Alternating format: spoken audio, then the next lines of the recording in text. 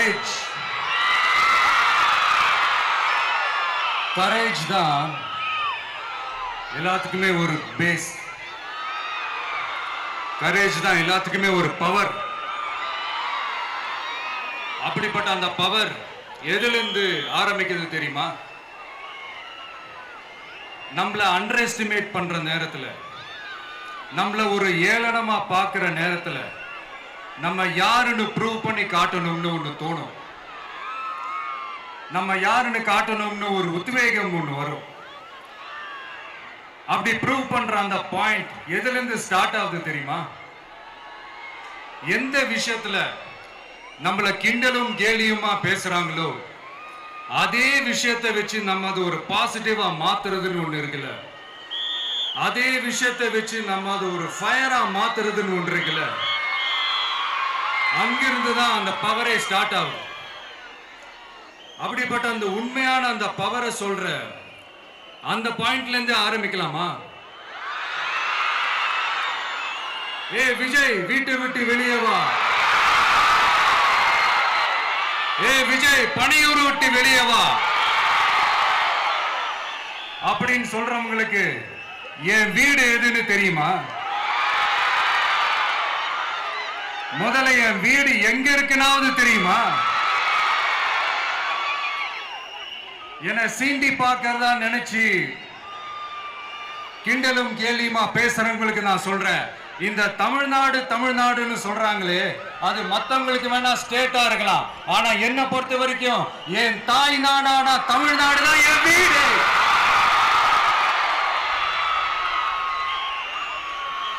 என் வீட்டுல மொத்தம் எத்தனை பேர் இருக்காங்க தெரியுமா? 8 கோடி பேர் இருக்காங்க. ஒட்டுமொத்த தமிழ்நாட்டு மக்களும் என் வீட்டு மக்கள், என் குடும்பம், என் உறவு, என் சொந்தம். எனக்கு எல்லாமும் கொடுத்த இந்த 8 கோடி சொந்தங்களுக்கு இனிமே எல்லாமுமா கூட நிக்க போறது இந்த விஜய் மட்டும்தான். தமிழ்நாட்டோட முதல் படை வீரனா, தமிழ்நாட்டோட முதல் பாதுகாவலனா அவங்க கூடவே நிக்கணும்ன்றதுதான் என்னுடைய குறிக்கோள். இன்னைக்கு இந்த விஜய், உங்க விஜய் உங்ககிட்ட ஓட்டு கேட்டு மட்டுமே வரல, உங்ககிட்ட நீதி கேட்டும் வந்திருக்கிற. ஆக்சுவலா உங்களுக்காக நீதி கேட்கறதுக்காக தான் நான் அரசியலுக்கே வந்தேன். ஆனா இன்னைக்கு நான் உங்ககிட்ட நீதி கேட்கறதுக்காக வந்திருக்கிறேன். இந்த விஜய் என்னங்க தப்பு பண்ணா? தன்னை நேசிச்ச தன்னுடைய மக்களுக்காக அரசியலுக்கு வந்தா அது ஒரு தப்பா?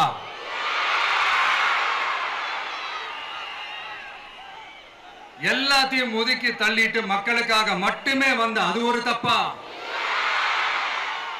இந்த மத்த கட்சிகளுக்கெல்லாம் மாநாடு நடத்துறதுக்கோ பொதுக்கூட்டம் நடத்துறதுக்கோ இல்ல ஹால் ஃபங்க்ஷன்ஸ் நடத்துறதுக்கோ பர்மிஷன் கொடுப்பாங்க, இடம் கொடுப்பாங்க. ஆனா நமக்கு மட்டும் இடம் கொடுக்க மாட்டாங்க, கொடுக்கவும் விட மாட்டாங்க.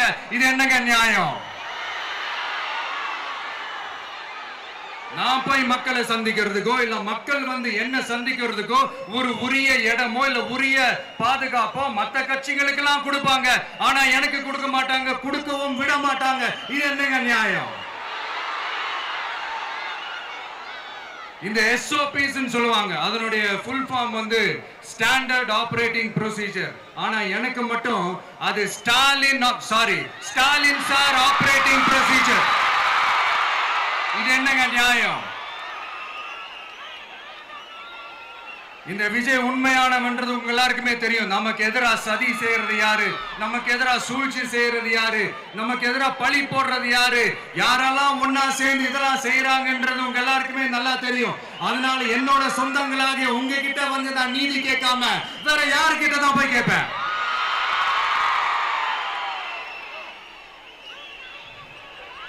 செல்ஃபே எடுக்காத ஒரு கூட்டணி கணக்கு,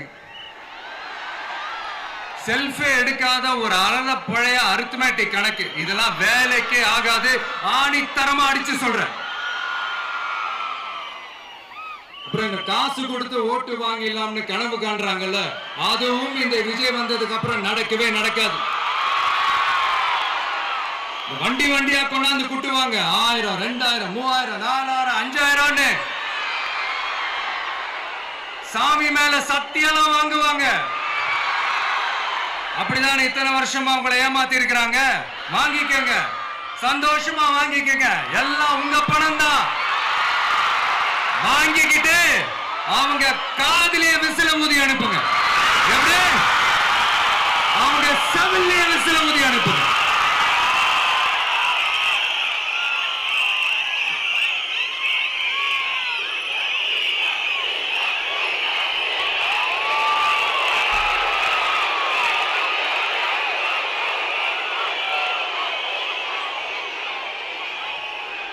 அடுத்து நம்மளுடைய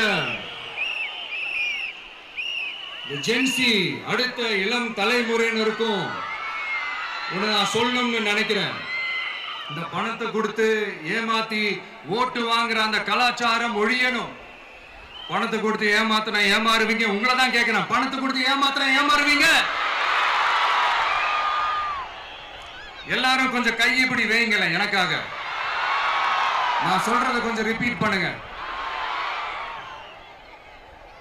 எங்க ஓட்டு எங்க உரிமை. எங்களை யாரும் விலைக்கு வாங்க முடியாது. எங்கள் ஓட்டு விசில் சின்னத்துக்கு தான். வேற யாரையும் நம்பி ஏமாற மாட்டோம். தேங்க்யூ. கேட்டுச்சா சார்? இனிமே நீங்க கொள்ளையடிச்சு வச்சிருக்கிற பணம் எல்லாம் வேஸ்டா போகுது. குப்பையில தான் தூக்கி போடணும். உங்களுடைய இந்த ஊழல் ஆட்சியும் மக்கள் குப்பையில தான் தூக்கி போட போறாங்க.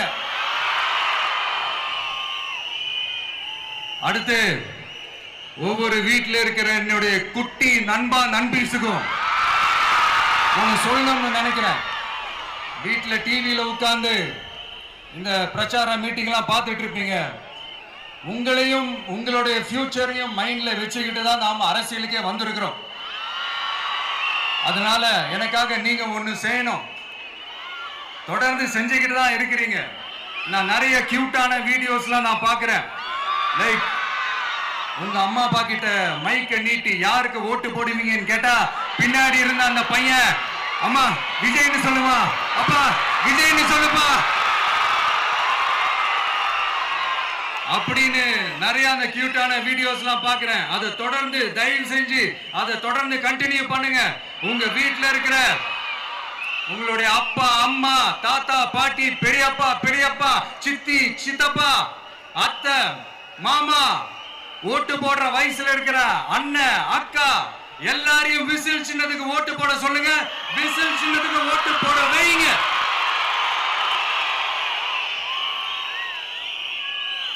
இந்த தேர்தல் நெருங்கிற இந்த நேரத்தில் பொலிட்டிக்கலா ஸ்பீக்கிங் டு த பாயிண்ட் ஒரே ஒரு விஷயம் நான் சொல்லணும். நாங்க அரசியலுக்கு வந்தது எந்த கட்சியும் ஒழிக்கிறதுக்கோ அழிக்கிறதுக்காகலாம் நாம் அரசியலுக்கு வரல. யார் மேலேயும் தனிப்பட்ட ஒரு வன்மமோ இல்ல தனிப்பட்ட கோபமோ அப்படிலாம் யார் மேலேயும் கிடையாது. இந்த மற்றவங்க மாதிரி இந்த வெறுப்பு அரசியல் பண்றதுக்காகலாம் நாம அரசியலுக்கு வரல. அரசியல் ரீதியா நம்மளுடைய எதிரிகள் யாருன்னு டிக்ளேர் பண்ணிட்டு தேர்தலில் நின்று ஜெயிச்சு மக்களுக்காக எங்களுடைய நன்றி கடனை செலுத்துறதுக்காக தான் நாம அரசியலுக்கே வந்திருக்கோம். Just want to make this clear. அவங்களை கேள்வி கேட்கறதுக்கு முன்னாடி அவங்களுடைய இயலாமையை மறைக்கிறதுக்காக இந்த ஏ டீம் பி டீம் இதெல்லாம் கூட சேர்த்துக்கிட்டு ஒரே விஷயத்த சொல்லி அழுகுறாங்கல்ல. என்னன்னு சொல்லி அழுகுறாங்க? அனுபவம் இல்லாதவங்களால எப்படி ஆட்சி அதிகாரத்தை செய்ய முடியும் அப்படின்னு ஒரே விஷயத்த சொல்லி அழுகுறாங்கல்ல. அந்த அழுகைக்கு நாம ஒரு பதிலடி கொடுக்கணும்ல. மக்களே, நான் உங்களையே கேட்கிறேன், தெரியாம தான் கேட்கிறேன். இந்த அனுபவம் அனுபவம் அனுபவம்னு சொல்றாங்களே, அதிகாரத்தை வச்சு மக்கள் பணத்தை கொள்ளையடிச்சதை தாண்டி வேற ஏதாவது கொம்பு முளைச்ச பெரிய அனுபவம் இவங்களுக்கு இருக்குதா?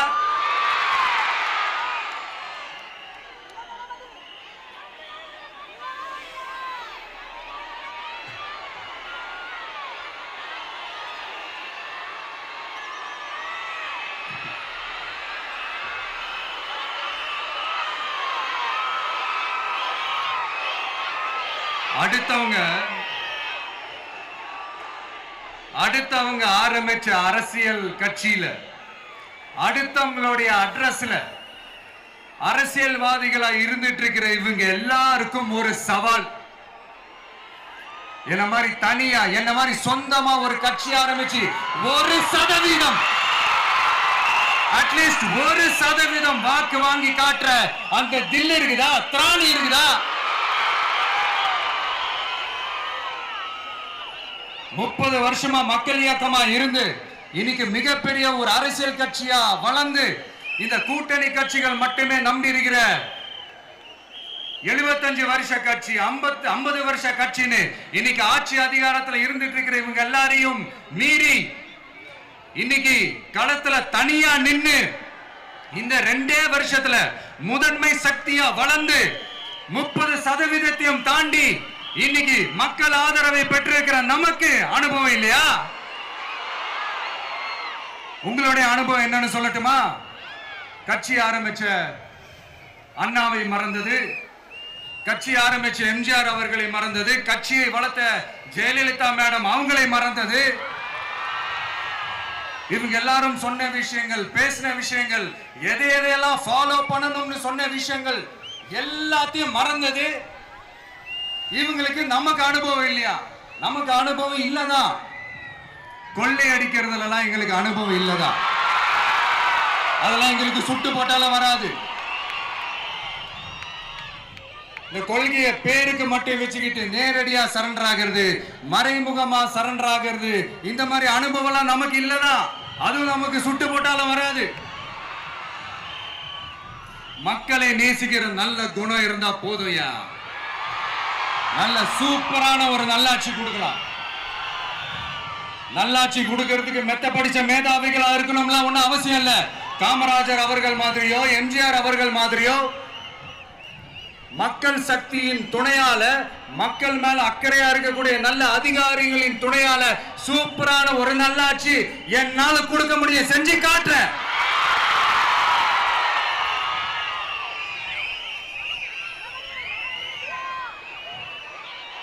நாலரை வருஷம் ஆச்சு, 4.25 வருஷத்துக்கு மேல ஆகுது. இப்போ ஒவ்வொரு வீட்டு கதவையா தட்டி உங்கள் கனவுகளை சொல்லுங்கள், உங்கள் கனவுகளை சொல்லுங்கள், நாங்கள் அதை நிறைவேற்றி காட்டுறோம். இல்ல, ஸ்டாலின் சாருக்கு மக்கள் சார்பா ஒரு கேள்வி. மக்களுடைய கனவு என்னன்னு உங்களுக்கு தெரியுமா சார்? அது சரி, அவங்க என்ன நினைக்கிறாங்கன்னு உங்களுக்கு தெரியாது, அதுக்கப்புறம் எப்படி அவங்க கனவுகளை பத்தி உங்களுக்கு தெரியும். மக்களோட கனவு என்னன்னு நான் சொல்லட்டுமா சார்? 2019, 2021, 2024 இந்த 3 தேர்தலையும் மக்கள் உங்களுக்கு வாக்களிச்சதுக்கு காரணம் நீங்க மக்களுக்கு ஏதாவது நல்லது செய்வீங்கன்னு நம்பிதான். ஆனா நீங்க மக்களுக்கு கொடுத்த பரிசு மக்களுக்கு பாதுகாப்பே இல்லாத மக்கள் விரோத ஆட்சி. அந்த மக்கள் விரோத ஆட்சியை அகற்றிட்டு அந்த இடத்தில் தமிழக வெற்றி கழகத்தை ஆட்சி பீடத்தில் அமைக்கணும் அப்படின்றதுதான் மக்களுடைய ஒரே கனவு. இந்த மக்கள் விரோத திமுக அரசை நிலைக்க கூடாது அப்படின்றதுதான் மக்களுடைய ஒரே கனவு. 100% தூய சக்தி டிவிக்கு ஆட்சி அமைக்கும். அதுல உங்களுடைய கனவுகள், உங்களுடைய ட்ரீம்ஸ் எல்லாமே ஃபுல்ஃபில் ஆகும், நிஜமாகும்.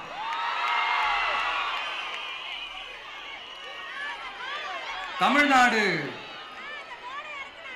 எப்பவுமே டெல்லிக்கு அவுட் ஆஃப் கண்ட்ரோல் அப்படின்ட்டு ஸ்டாலின் சார் அடிக்கடி சொல்லுவாங்க. ஸ்டாலின் சார் எதெல்லாம் அவுட் ஆஃப் கண்ட்ரோல் இப்ப நான் கொஞ்சம் சொல்லட்டுமா? முதல்ல சட்டம் ஒழுங்கெல்லாம் அவுட் ஆஃப் கண்ட்ரோல், பெண்கள் பாதுகாப்புல அவுட் ஆஃப் கண்ட்ரோல், இளைஞர்கள் வேலை வாய்ப்புல அவுட் ஆஃப் கண்ட்ரோல், மொத்தத்தில் அவரோட ஆட்சியே ஒரு அவுட் ஆஃப் கண்ட்ரோல். இந்த வருஷம் பிகினிங்ல சட்டசபையில பேசும்போது சொல்றாங்க, மக்கள் எல்லாரும் ரொம்ப மகிழ்ச்சியா இருக்கிறாங்க, அதனால நானும் ரொம்ப மகிழ்ச்சியா இருக்கிறேன் அப்படின்னு. மக்கள் சந்தோஷமா இருக்கிறத பார்க்கறது கூட ஒரு சந்தோஷம் தான் சார், அது யாரும் இல்லைன்னு சொல்லல. அப்படி உண்மையிலேயே மக்கள் உண்மையிலேயே சந்தோஷமா இருக்கிறாங்க அப்படின்னா ஏன் சார் விவசாயிகள் போராட்டம் நடக்குது? ஏன் சார் மீனவர்கள் போராட்டம் நடக்குது? ஏன் தொழிலாளர்கள் போராட்டம் நடக்குது? தூய்மை பணியாளர்கள் போராட்டம் ஏன் நடக்குது? அங்கன்வாடி ஊழியர்கள் போராட்டம், செவிலியர்கள் போராட்டம், மருத்துவர்கள் போராட்டம், மாற்றுத்திறனாளிகள் போராட்டம், அரசு ஊழியர்கள் போராட்டம், ஆசிரியர்கள் போராட்டம், இடைநிலை ஆசிரியர்கள் போராட்டம், பகுதி நேர ஆசிரியர்கள் போராட்டம். இதெல்லாம் உங்க ஆட்சியில மக்கள் மகிழ்ச்சியா இருக்காங்கன்றதுக்காக நடக்கிற போராட்டமா சார்? எனக்கு தெரிஞ்சு மக்கள் சந்தோஷமா இருக்கிறாங்கன்னா பொங்கல் வச்சு கொண்டாடுவாங்கன்னு கேள்விப்பட்டிருக்கிறேன். உங்க ஆட்சியில தான் போராட்டம் நடத்தி அவங்களுடைய மகிழ்ச்சியை வெளிப்படுத்துறாங்கன்னு நினைக்கிறேன். இன்னும் தீரவே தீராத பிரச்சனைகள்னா இருக்கிற இடம் பிரச்சனை, பார்க்கிற வேலை பிரச்சனை, பண்ற தொழில் பிரச்சனை, விலைவாசி பிரச்சனை, தண்ணி பிரச்சனை, பஸ் வசதி இல்லைன்ற பிரச்சனை, ரோடு சரி இல்லைன்ற பிரச்சனை, ஆஸ்பத்திரி சரியா இல்லைன்ற பிரச்சனை. இப்படி எல்லாம் ஒரு அடிப்படை விஷயங்களே பிரச்சனையா இருந்தா அப்போ ஆளுங்கட்சின்னு ஒண்ணு எதுக்குதான் இருக்கிறாங்க அப்படின்னு தானே மனசுல தோணும் மக்களுக்கு. ஆட்சிக்கு வர்றதுக்கு முன்னாடி தான் பொய்யா அடிச்சு விட்டீங்க. இப்ப ஆட்சியை விட்டு போகும்போது கூட பொய்யா பேசுறீங்களே சார், என்ன சார் இது? மாத்தி மாத்தி பேசுறதுல நீங்க வேற லெவல் தான் சார். ஆட்சிக்கு வந்த அடுத்த வருஷமே 2022ல 70% வாக்குறுதிகளை நிறைவேற்றிட்டோம்னு சொன்னாங்க. அப்புறம் போன வருஷம் 90% வாக்குறுதிகளை நிறைவேற்றிட்டோம்னு சொன்னாங்க. அப்புறம் இந்த வருஷம் 505 வாக்குறுதிகளை 404 வாக்குறுதிகளை நிறைவேற்றிட்டோம். கிட்டத்தட்ட ஒரு 80% வாக்குறுதிகளை நிறைவேற்றிட்டோம்னு சொன்னாங்க. முதல்ல 70, அப்புறம் 90, அப்புறம் 80. இன்னும் தேர்தல் நெருங்க அது 60, 50, 40, 30, 20ல போய் நிற்கும்னு நினைக்கிறேன். அதையும் அவரே அறிவிப்பாரா என்னமோ எனக்கு தெரியல. முதல்வர் ஸ்டைல்லையே சொல்லணும்னா, பொய்யிலேயே பிறந்து பொய்யிலேயே வளர்ந்த புலவர் பெருமானே, கொஞ்சம் அத திருத்தி சொல்றேன், புலுகர் பெருமானே. அது இன்னும் பொருத்தமா இருக்கும். அவருடைய அண்ட புழுகு, ஆகாச புழுகு என்ன தெரியுமா? பெண்களுக்கு பாதுகாப்பு தமிழ்நாட்டில் எங்க போனாலும் கொட்டி கிடக்குதான். அப்படி அது உண்மைனா அண்ணா யூனிவர்சிட்டி அந்த பொண்ணுக்கு ஏன் சார் அப்படி ஒரு கொடுமை நடந்துச்சு? கோவை கல்லூரி பெண்ணுக்கு ஏன் சார் அப்படி ஒரு கொடுமை நடந்துச்சு? பெண் குழந்தைகள் பாதிக்கப்படுறதா கிட்டத்தட்ட 1000க்கும் மேலான போக்சோ கேசுகள் ஏன் சார் பதிவானுச்சு? போதைப் பொருள் கலாச்சாரம் கண்ட்ரோலே இல்லாம அது பாட்டுக்கு தாறுமாற எங்கேயோ போய்கிட்டு இருக்கு. வயலன்ஸ் எல்லாம் தலைவிரிச்சு ஆடுது. அதுக்கு ஒரு ரீசெண்ட் எக்ஸாம்பிள், அந்த ரயில்வே ஸ்டேஷன்ல அந்த சிறுவர்கள் எல்லாரும் சேர்ந்து செஞ்ச அந்த சம்பவம். சட்டம் ஒழுங்கு சரியா இருந்தா ஏன் சார் இப்படி எல்லாம் நடக்குது? சட்டம் ஒழுங்கு சரியா இருக்கணும்னா முதல்ல தமிழ்நாட்டுக்கு ஒரு டிஜிபி வேணும் சார். எங்க சார் போனார் அவரு? எங்க அவரு? சும்மா இந்த ஆக்டிங் ஆபீசரை வச்சுக்கிட்டு அரசாங்கத்தை நடத்துனீங்கன்னா இப்படிதான் சட்டம் ஒழுங்கு சந்தி சிரிக்கும். முதல்ல தமிழ்நாட்டுக்கு ஒரு டிஜிபியை போடுங்க சார். அதுக்கப்புறமாச்சும் சட்டம் ஒழுங்கு சரியாகுதான்னு பார்ப்போம். சரிப்பா, கேள்வியா கேட்கிறிய, நீ வந்தா என்ன செய்வ அதானே கேட்கறீங்க. கரெக்ட், கேட்கணும். மக்களோட அடிப்படை தேவைகளை தீர்க்கிறது தான் நம்மளுடைய ஃபர்ஸ்ட் வேலையே. அதை தீர்க்கிறதுக்கான அந்த தேடி போறது, அதோட சொல்யூஷனை தேடி போறது தான் நம்மளுடைய ஃபர்ஸ்ட் அஜெண்டாவே. கொஞ்சம் வெயிட் பண்ணுங்க, தேர்தல் அறிக்கை ரெடி ஆயிட்டு இருக்கு. தெளிவான ஒரு தேர்தல் அறிக்கையாவது வரும். என்ன நம்புற உங்களை நான் டிசப்பாயிண்ட் பண்ணவே மாட்டேன்.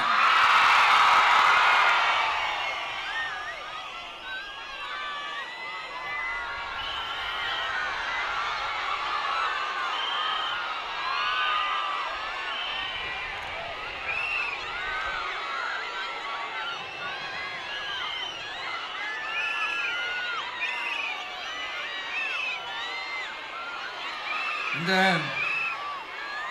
சும்மா ஆட்சிக்கு வரணும்ன்றதுக்காக இந்த நடைமுறைக்கு சாத்தியமே இல்லாத இந்த மாதிரி விஷயங்கள் எல்லாம், வாக்குறுதிகள் நான் என்னைக்குமே கொடுக்கவே மாட்டேன். அதே மாதிரி ஆட்சிக்கு வந்ததுக்கு அப்புறம் கூட அவங்க அது தரல, இவங்க இது தரல அப்படின்லாம் பம்மிக்கிட்டு இல்லாம உங்களுக்காக எந்த எக்ஸ்ட்ரீமுக்கும் போய் நான் போராடவும் தயாரா இருக்கிறேன். அதனால நான் மறுபடியும் இதை நான் ரிப்பீட் பண்றேன். இவ்வளவு நாள் இதை நான் மட்டும் தான் சொல்லிக்கிட்டு இருந்தேன். இப்ப களமே சொல்லுது, ரெண்டே ரெண்டு பேருக்கு நடுவுல தான் போட்டியே. ஒண்ணு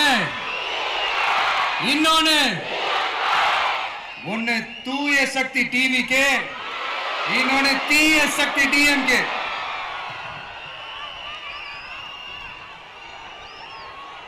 இப்ப நம்ம இந்த எலெக்ஷன் விஷயத்துக்கு வருவோம்.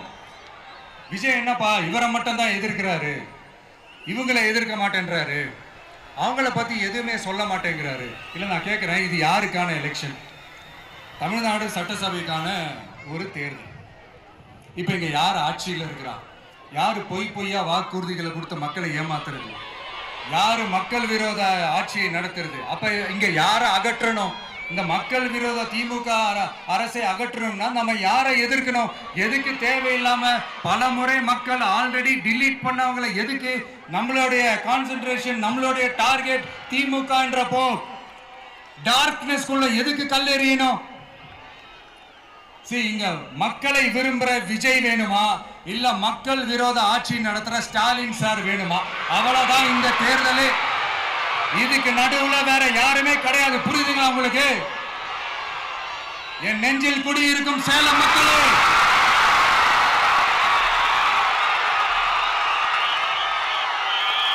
one last simple question. Vijaya நம்புறீங்களா, ஸ்டாலின் சார நம்புறீங்களா? அவ்வளவுதான், முடிஞ்சு போச்சு. கதம் கதம். போர் முழக்கம் உங்களை ஒரு நிமிஷம் கூட தூங்க விடாது. இந்த போன லாஸ்ட் வீக் இந்த டிஎன்பிஎஸ்சி இந்த எக்ஸாம்ஸ், இந்த குரூப் 2 எக்ஸாம்ஸ் அதை அனௌன்ஸ் பண்ணிட்டு உடனே அதை கேன்சல் பண்ணிட்டாங்க. இது உலகத்துக்கு எல்லாருக்கும் தெரியும். கேன்சல் பண்ணிட்டு ரொம்ப சிம்பிளா டெக்னாலஜி இதோ சம் ஃபால்ட், டெக்னிக்கல் ஃபால்ட் அப்படின்னு சொல்லி அதை கடந்து போயிட்டாங்க. இத்தனை வருஷமா ராத்திரி பகலமா கஷ்டப்பட்டு படிச்சு எப்படியாவது நமக்கு அந்த வேலை கிடைக்காதான்னு அந்த எக்ஸாம்ஸை ஃபேஸ் பண்ண வந்த நம்மளுடைய தம்பி தங்கைகள் எவ்வளவு ஒரு மன உளைச்சலுக்கு ஆளாயிருப்பாங்க. அதை யாராவது யோசிச்சு பார்த்தீங்களா? ஒரு எக்ஸாம்ஸை ஒழுங்கா நடத்த தெரியல, இதுல உலக நாடுகளோட போட்டி போடுறாங்களாம். நம்மளுடைய தம்பி தங்கைகள் நம்ம அம்மா அப்பா கிட்ட சொல்லுங்க, யாரும் தைரியம், எல்லாரும் தைரியமா இருங்க. வரப்போறது உங்க ஆட்சி, நம்ம ஆட்சி.